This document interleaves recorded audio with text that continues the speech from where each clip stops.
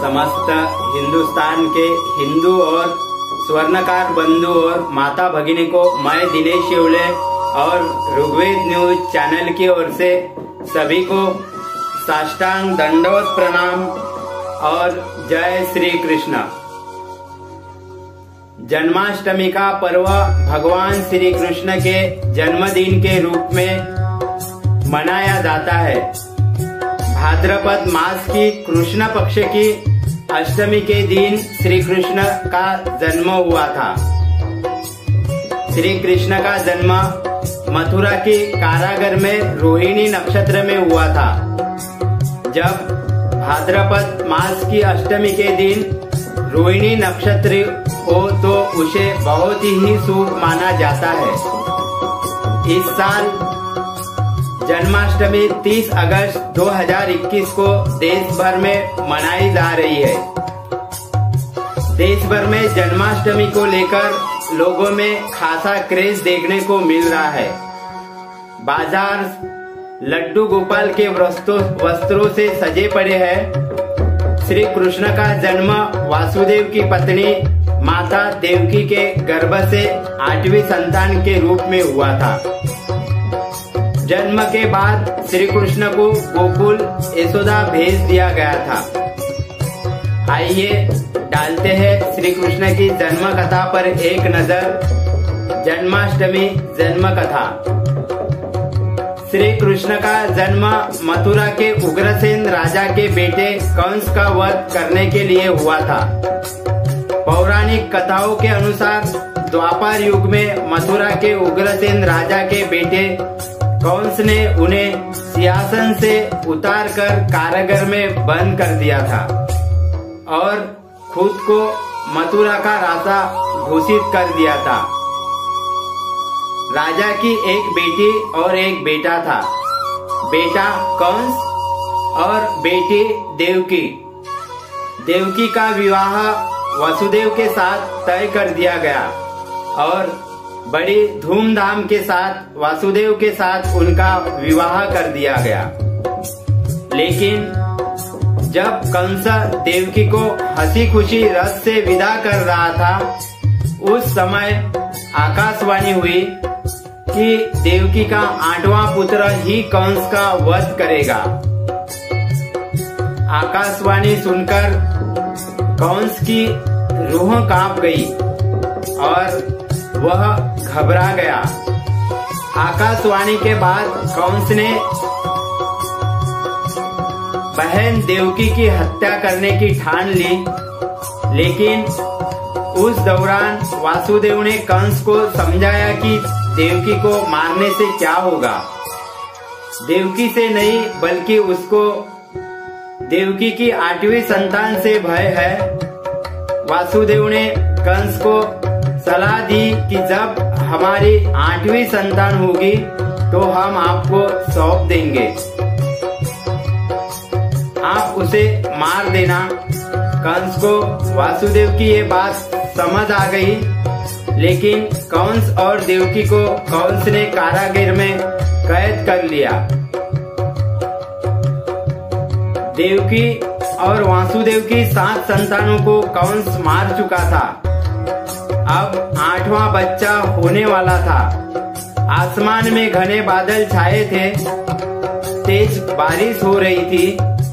बिजली कड़क रही थी और भगवान श्री कृष्ण का जन्म लेने वाले थे। रात्रि ठीक 12 बजे कारागार के सारे ताले अपने आप टूट गए और कारागार की सुरक्षा में लगे सभी सैनिक गहरी नींद सो गए।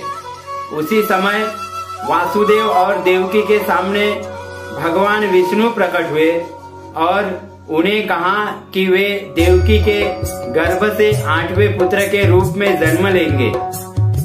इतना ही नहीं, भगवान विष्णु ने कहा कि वे उन्हें गोकुल में नंद बाबा के यहाँ छोड़ आए और वहाँ अभी अभी जन्मी कन्या को कंस को लाकर सौंप दे।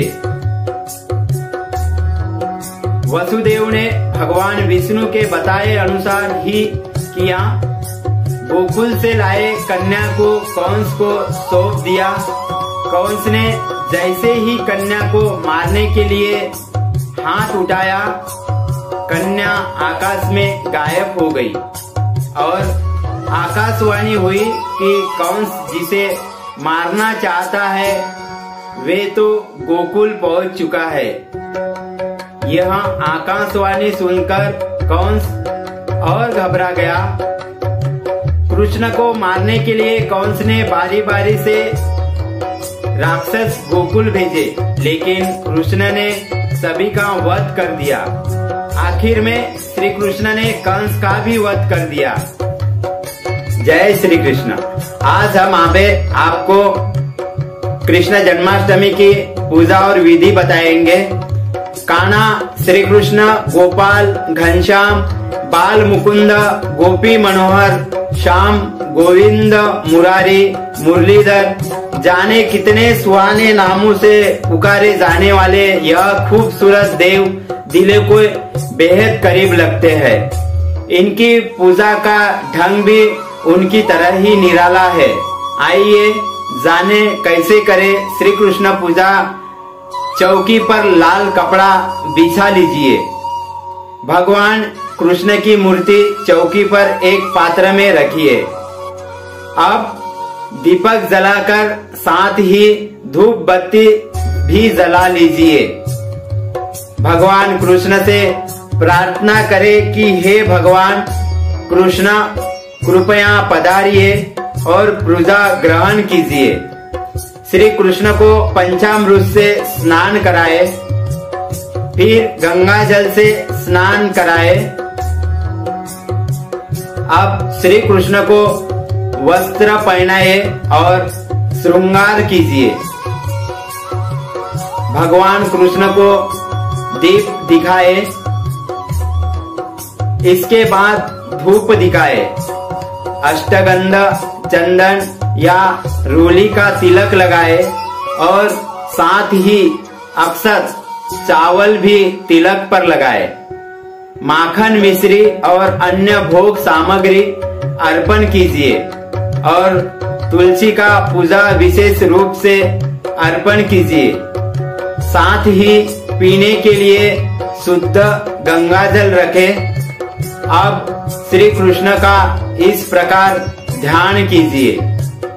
श्री कृष्ण बच्चे के रूप में पीपल के पत्ते पर लेटे हैं। उनके शरीर में अनंत ब्रह्मांड है और वे अंगूठा चूस रहे हैं। इसके साथ ही श्री कृष्ण के नाम का अर्थ सहित बार बार चिंतन कीजिए। कृष का अर्थ है आकर्षित करना और न का अर्थ है परमानंद या पूर्ण मोक्ष। इस प्रकार कृष्ण का अर्थ है वह जो परमानंद या पूर्ण मोक्ष की ओर आकर्षित करता है, वही कृष्ण है। मैं उन श्री कृष्ण को प्रणाम करता हूँ। वे मुझे अपने चरणों में अनन्य भक्ति प्रदान करें। विसर्जन के लिए हाथ में फूल और चावल लेकर चौकी पर छोड़े और कहे, हे भगवान श्री कृष्ण, पूजा में मेरी जो भी मनोकामना है वह पूर्ण करे। जय श्री कृष्ण। सभी दर्शकों का ऋग्वेद न्यूज चैनल की ओर से जय श्री कृष्ण। आपको हमारे आज के इस सीरियल में श्री कृष्ण की कहानी और पूजा विशेष पसंद आई हो तो हमारे ऋग्वेद न्यूज चैनल को सब्सक्राइब करें और सभी हिंदू भक्त तथा स्वर्णकार भाइयों को यह श्री कृष्ण विशेष भाग शेयर अवश्य करें। दंडवत। जय श्री कृष्ण। नमस्कार, अंजली ताई। नुकतंच आपण एक कार्यक्रम आता घेतला, त्याच्याबद्दल आपण सर्वांनी सहकार्य केलं। मी तुमची फार फार आभारी आहे। तिथे साऊंड सिस्टीम बरोबर नसल्यामुळे आपला कोणाचाच आवाज स्पष्ट आला नाही, पण तरीही हा एक प्रेरणादायी कार्यक्रम आहे आणि हा प्रेरणादायी कार्यक्रम सर्वत्र साजरा व्हायला पाहिजे। सर्व समाजाच्या लोकांनी आपली जयंती आणि पुण्यतिथी समाजाला रोजगार देऊन साजरी केली तर निश्चितच आपण समाजाची सेवा करू शकू, हा संदेश याच्यामध्ये आला. आणि खरोखर आपल्या सर्वांच्या स्वप्रयत्नाने आणि माझ्या प्रेरणेने हा कार्यक्रम साजरा झाला. मी आपली खूप खूप आभारी आहे. आता जन्माष्टमीच्या आपल्याला खूप खूप शुभेच्छा. श्रीकृष्णाचा जन्म आपल्याला सांगून गेला की कशा परिस्थितीत श्रीकृष्णाने जन्म घेतला.